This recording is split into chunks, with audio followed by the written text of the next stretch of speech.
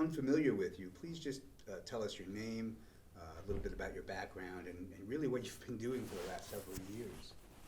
So my name is Danny Kennedy, and I am the Chief Energy Officer, the CEO of the new Energy Nexus, which is a network of incubators and accelerators and funds around the world that supports diverse entrepreneurs to drive innovation and build equity into the global clean economy. So we basically back startups, we provide human and financial capital to help them succeed. And I'm the managing director of something called the California Clean Energy Fund, which really was the precursor to the whole global new energy nexus. That is a $25 million fund in California, which we manage as a non-profit for the state to help California meet its pretty aggressive energy goals around 100% renewable electricity by 2045, 100% electric vehicle bus fleets by 2030-ish, and other key parts of the plan there.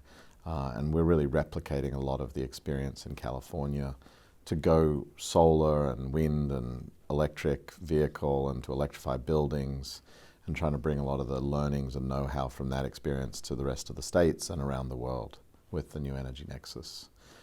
I've got a background of being an entrepreneur myself, having done a number of startups, solar businesses, finance businesses in the solar space, incubators as private entities, and other things. And before all that, seems like a lifetime ago, but last century, I guess, in the 20th century, I was an activist working around climate and energy issues with Greenpeace and other nonprofits, and have been basically in this space for 25, 30 years, seen the transition happen, helped it happen in some places, and I'm very excited about the opportunity we have to achieve one of the preconditions, I think, to greater social justice and sustainability, which is the adoption of 100% clean energy for 100% of the population.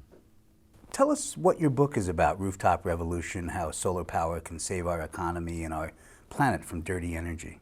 Well, I actually wrote Rooftop Revolution a number of years ago, but it's still somewhat relevant today in that it predicted that a kind of burst of resistance to the powers that be that would be manifest in the adoption of solar by homes and businesses in the US and around the world would drive the costs down of photovoltaics and the scaling of solar power through photovoltaics to such a degree that it becomes the inevitable power system of choice for the world. And that indeed is where we're at in 2019 as the year starts. We're in a situation where there is no lower cost way of creating the thing we call electricity. It is now perceived not only as the cleanest option and the fastest one to build and the most modular and adaptable to different loads and demands, but the lowest cost. And low cost things win market share, basically. Ultimately, they will crush all their competition. And so really that phenomenon that we will experience in the coming decades of an S-curve of adoption, where it goes through this ramp until it's at saturation of the market, is upon us. That's what I call the solar ascent. And so the Rooftop Revolution was about the early years of this longer-term evolution of the economy to 100% solar powered, which sounds a little crazy even to some of my renewable energy friends, but I think if you look at it rationally, this civilization, we've had, fossil fuels and electricity for a couple hundred years. I'm saying that within 100, and many pundits would agree, even Shell Oil and others would say this, we will be predominantly powered by solar and perhaps entirely powered by solar, because nothing will be able to compete. And what that opens up is a world of abundance and opportunity, actually, where the system of electricity, which can actually power our lifestyles and lives and industry and businesses and commerce, that electricity can all come from a clean source, falling fresh from the sky every morning as the sun comes around the planet. And we can tap that evenly around the earth. It's not held under the feet of a few, as is in the case of coal and oil and gas. It can't be concentrated by capital in the same ways that coal, oil and gas was and has been, to the influence and betterment of just a few, as per the history of the robber barons of this state of New York and the Koch brothers and others like the Saudi royal family. So we can get away from those years and put power in the hands of the people, literally and figuratively, with solar as it rises. So it's a pretty big deal, a transformation. It's not without its challenges. It's not easy. It requires innovation. It requires us to be intentional about the outcome so that we do share the joy and the benefits and the jobs and the leadership and the ownership of it with people who have historically been left out of energy industries and opportunities. And that's what we do with New Energy Nexus, actually, is we focus on getting new entrepreneurs in, more diverse and inclusive communities, offered the chance to take part in this huge boon that is coming, and that will also happen to, as I say in the subtitle of the book, save the planet from itself and climate change along the way. There are some people that are saying that in order to build out the solar and wind infrastructure, it would be so energy intensive that it nullifies any benefit we get from wind and solar. What do you think of what they're saying? The idea that it nullifies it just isn't really right. I get that there's a concern about the inputs and that there's a challenge to ensure we are paying back the energy input that is required to create the things. And we track that very closely in the solar industry, and the photovoltaic panels have come down from a 10 or 12-year payback to a 3-year payback. There's a very good body of literature on energy return on investment, basically, the energy that comes out of the energy invested.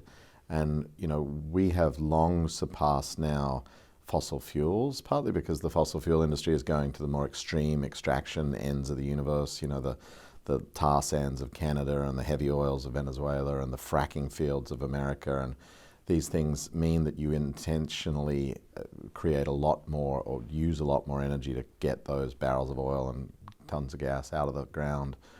Whereas with photovoltaics, we become more efficient, and with scale, for each unit of energy produced, put less in on a ratio. And as I say, that pays back now in every 2 to 3 years on the photovoltaic panels.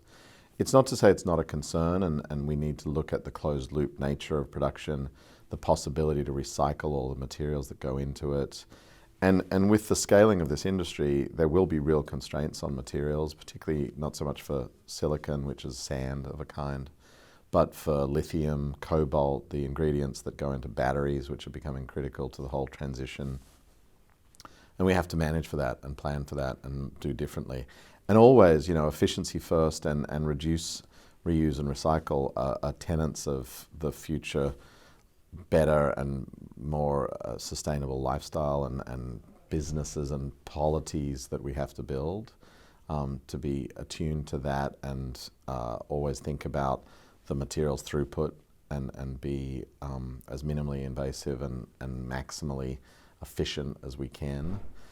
I think it goes hand in hand with the solar adoption, because to basically make sense of solar power, you really want to tie the load or the demand center, the building, the car, the whatever you're trying to power, with the supply that you generate. And so I think we'll be a lot more efficient than the profligate days of the fossil fuel industry.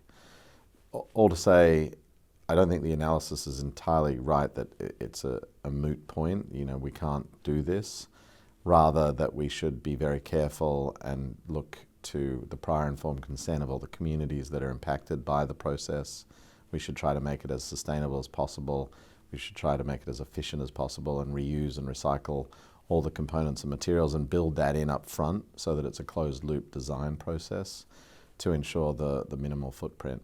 But all that said, it's no comparison. You know, if you've ever been to a coal mine or a fracking field or an oil field in Nigeria or Colombia or Australia, as I have, you can't talk about the impacts of fossil fuels over a century in comparison to what we're talking about with the demand for minerals, for photovoltaics and the related technologies in the renewable revolution. You know, for one thing, it's a once-through system, I think is important. The fossil fuels, that is a once-through system, meaning you dig it up, you destroy the earth, you sacrifice the forests on top of it, you deplete the aquifers or pollute them underneath the fossil fuels.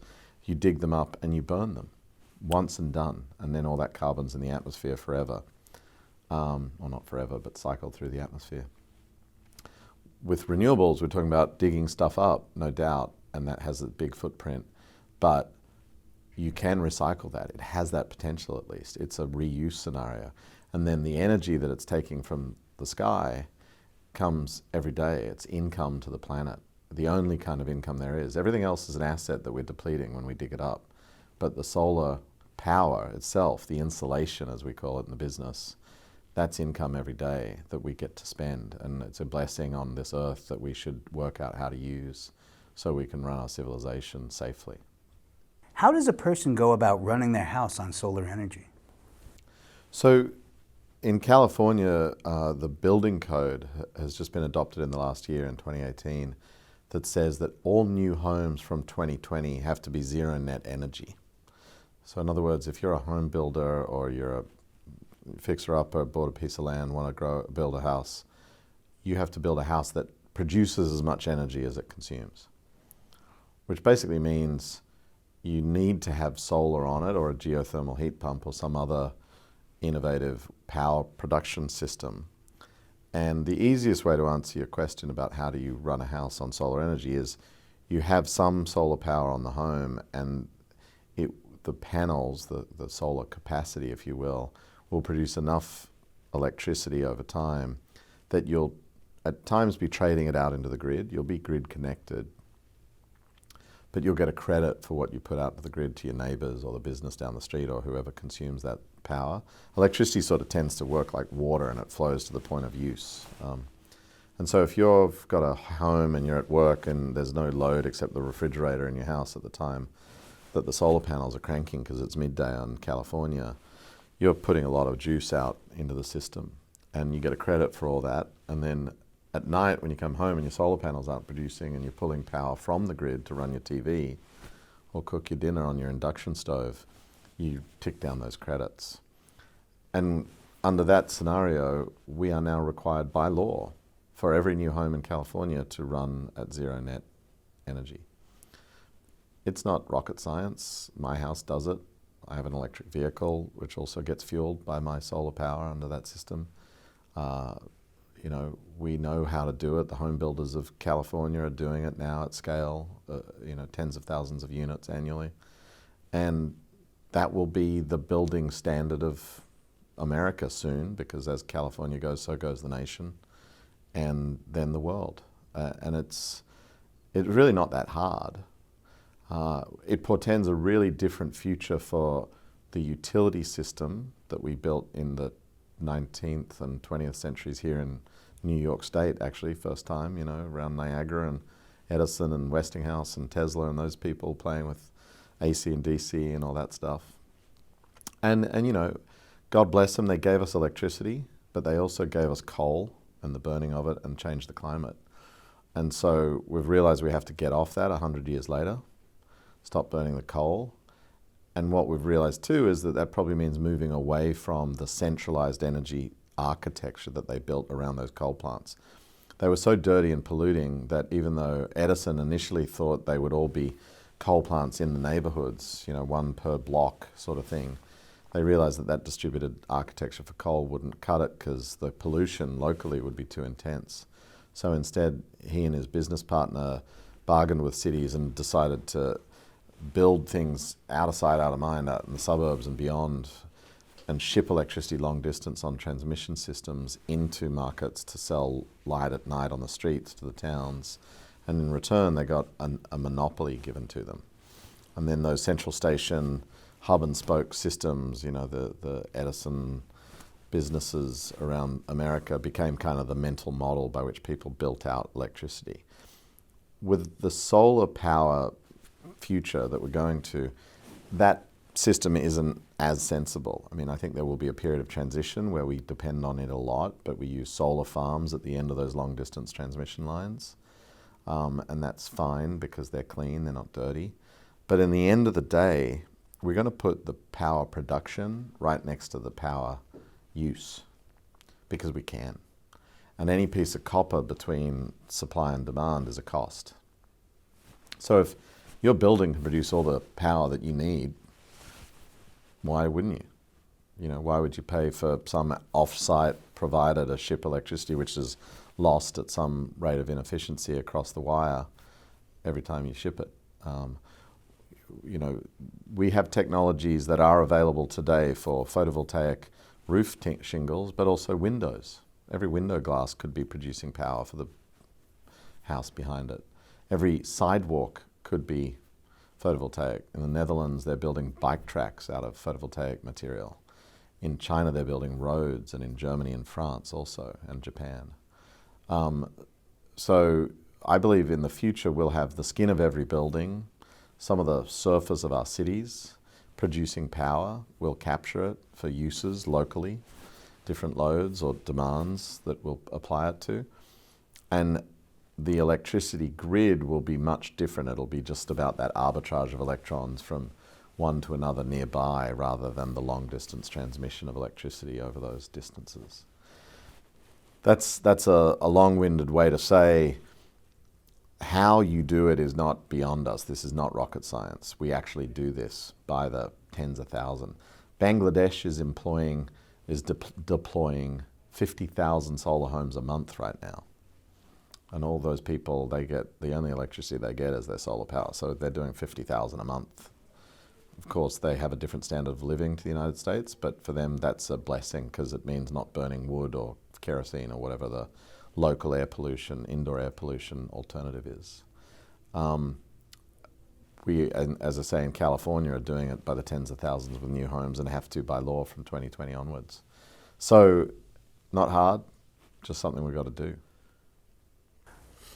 How many different types of solar energy are there, and which is the best and uses the least water and causes the fewest use of our natural resources?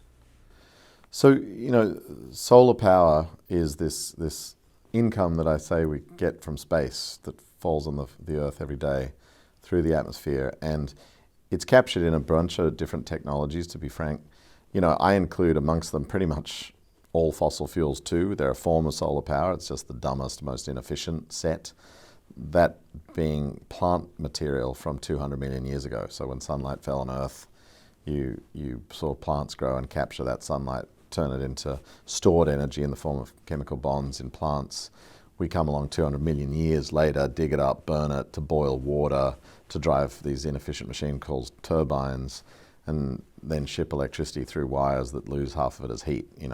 Pretty dumb, but that's what we do. Wind is another form of solar power. The shifting of heat across the Earth is what causes wind as we know it. So it's really a response to the heating and cooling of the planet, with solar as the driver of that system. Hydrological cycle is actually the same. The evaporation of water off the oceans, which forms clouds and comes down as rain into rivers and dams and such for hydropower. And then there's this, new technology set, most of which were developed in the last century, but they have some precedents. One is concentrated solar, or sort of using mirrors and lenses to concentrate solar heat. And that goes back to ancient Greece. These guys used it as weapons. They fired light onto ship sails and set them alight and all sorts of things, so it was a form of power, I guess. Solar pumping has been over 100 years of technology. And then that modern version of that really is concentrated solar power, where we use these parabolic troughs to boil water or other fluids, sort of like a steam turbine, but we're using the sunlight instead of burning fuel to do it. So that's concentrated solar power, as it's called.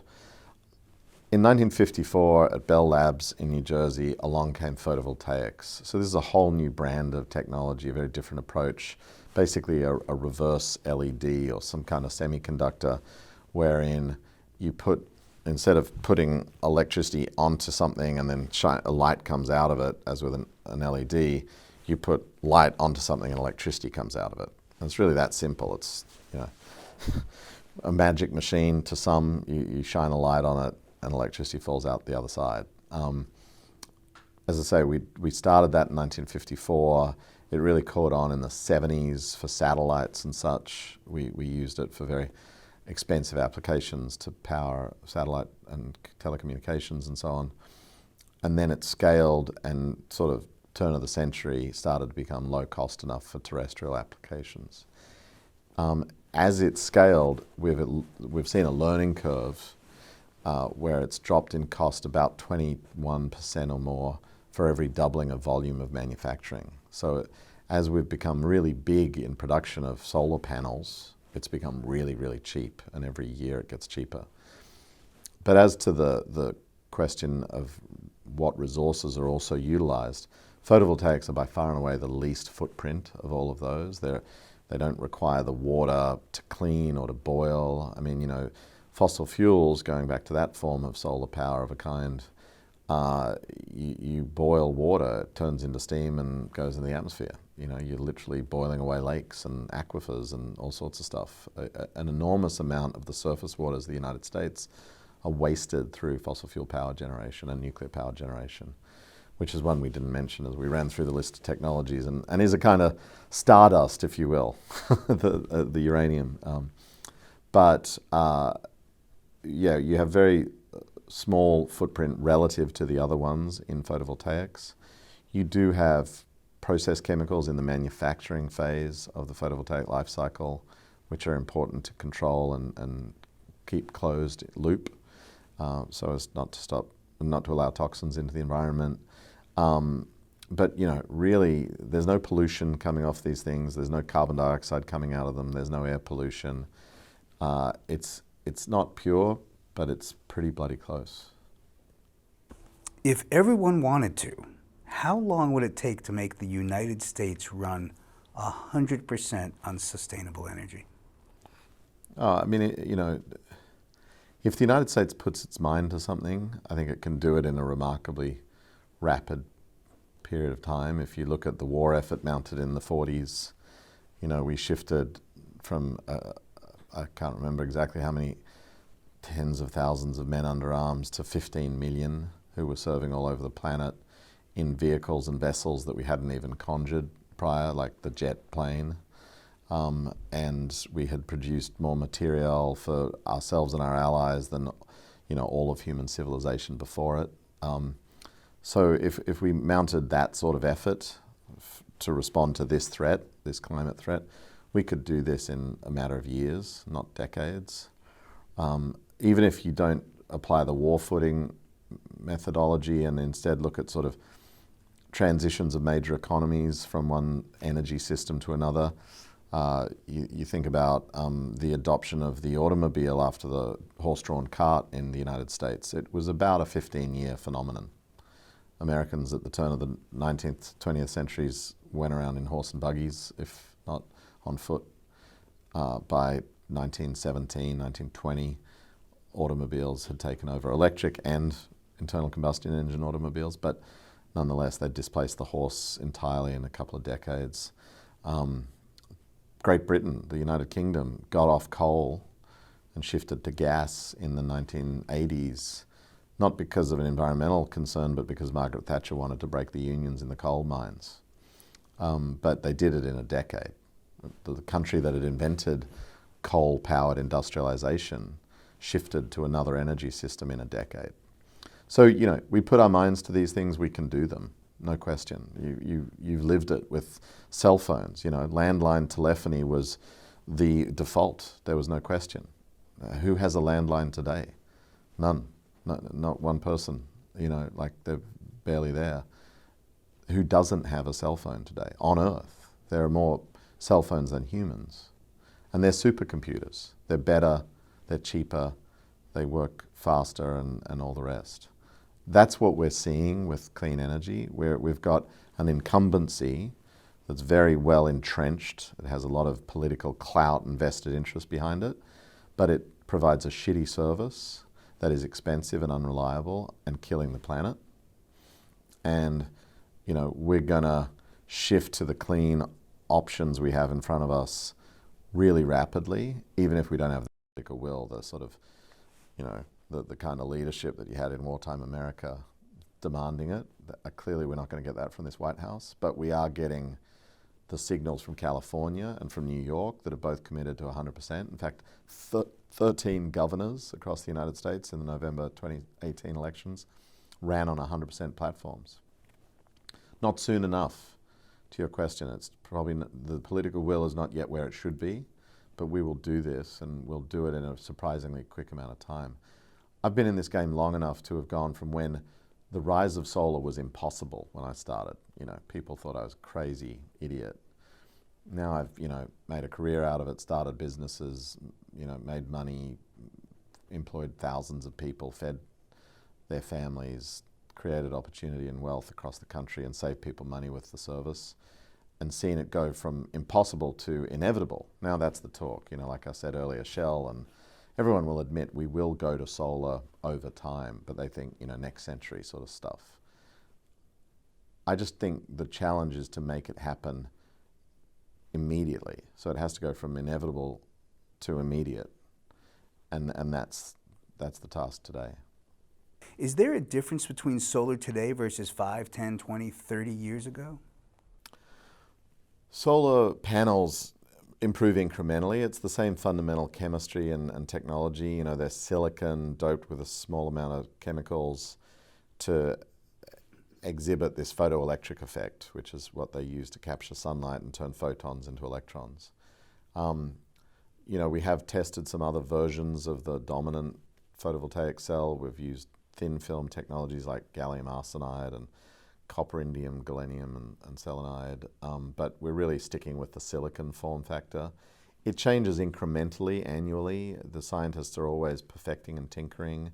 It's probably risen from about a 10% average efficiency in the last decade to closer to 20% average efficiency for a cell. So that means that 18%, 20% of the photons hitting the glass become electrons, which is a remarkable physical phenomena.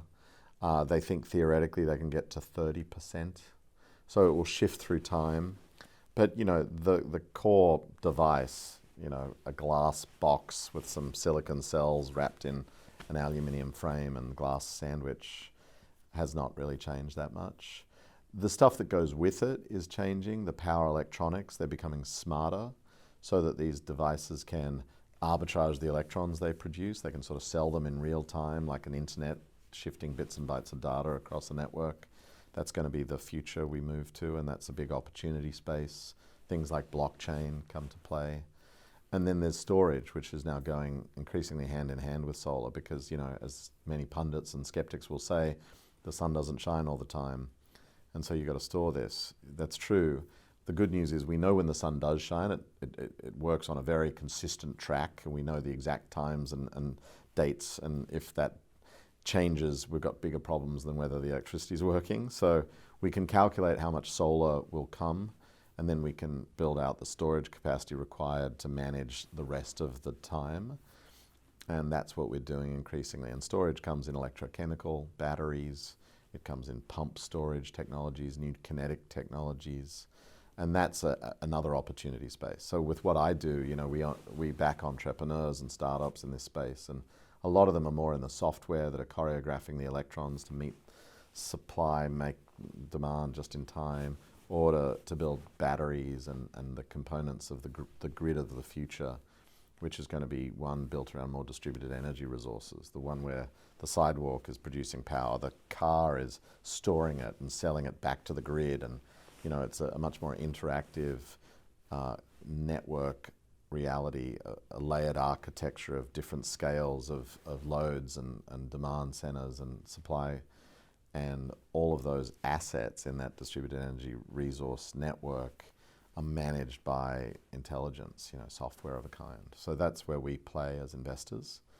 And it's a very exciting space, and it's where, the jobs and the wealth creation of the future are. As the presidential candidate Kamala Harris mentioned at her town hall this week, the Bureau of Labor Statistics cites the two biggest jobs in the United States economy this half of the century going forward are solar panel installer and wind industry technician. This is huge blue collar space for work, and then there's all the financial engineering, software engineering, sales, and other service business elements that go with this distributed architecture of producers and consumers collaborating to create the power system seamlessly and painlessly and at lower cost. That's the kind of business we look for, actually, and they'll do very well. So If people wanted to learn more about solar energy and the projects that you've got your hands in and how they can either pitch in or benefit from this, where should they go? Well, to learn about solar energy, I run blogs and a Twitter feed and other things that's always on about this and happy to share. And if people want to get to Twitter at Danny K's Fun, SFUN, which stands for Solar for Universal Needs. So Danny K, Danny Kennedy, my name, an initial, SFUN. That's one place to go.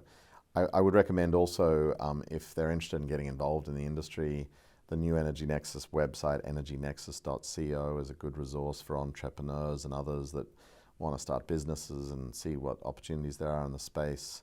And there's a lot of information and resources there to learn more about the subject material as well. There's plenty of good sites out there. Organizations like VoteSolar and powerforall.org are fantastic depending on where you want to work and play. But the main point is to get involved. This needs to be a movement, not a moment. We still have a lot of work to do. The Rooftop Revolution's just begun, and it is a long haul to replace this incumbency of dirty energy with clean energy. It's going to take all of us, all of our ideas, and ingenuity is more important really than anything. The combining of what we've got, these existing technologies in ingenious ways, is really what we're after, and would implore people to get involved and help put their shoulder to the wheel so we can make this change happen as quickly as possible.